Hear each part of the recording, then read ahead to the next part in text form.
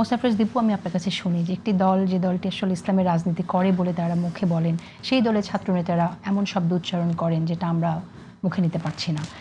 এই ঘটনাটা কিভাবে আসলে ঘটে বা ঘটছে কেন?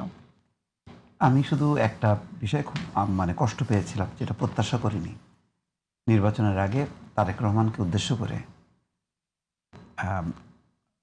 ডাকসুর একজন খুবই গুরুত্বপূর্ণ নেতা বলছেন যে লাথি মেরে তাকে দিল্লিতে পাঠিয়ে দেওয়া হবে, লন্ডন পাঠিয়ে দেওয়া হবে, এরকম বলেছিল তখন। হ্যাঁ, লন্ডনের কথা, রাইট। তো এটাও আমি খুব বললাম যে এটা উচিত হয়নি। তার একদিন না দুদিন আগে তারা দলবদ্ধভাবে যে তারেক রহমানের সাথে সাক্ষাৎ করে আসলো। আমি চিন্তা করলাম যে এটা কিভাবে সম্ভব হলো, মানে এটা তো একটা ইয়েও লাগে। তো যাই হোক, আর গালির কথাটা আমি একটু বলি। আমি নিজে কি পরিমাণ যে এর বুলিংয়ের শিকার হয়েছি।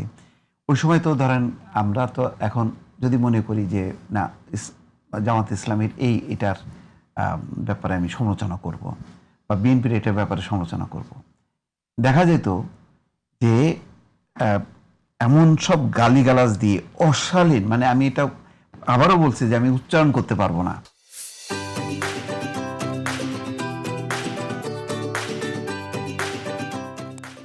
মানে আমি আমার পরিবার এবং বাবা মা তুলে যে এই গাল এত পরে যখন আমি ওটা ক্লিক করতাম খুব মানে কষ্ট লাগতো।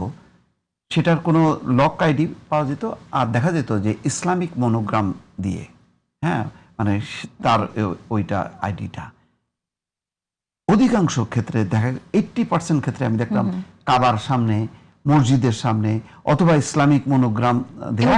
কিন্তু হ্যাঁ, ওইটা ক্লিক করে যখন আমি এইটা দেখতাম ফেসবুকের তার যে মূল এটার, তখন খুবই কষ্ট পেতাম যে এটা কেমনে সম্ভব হয়।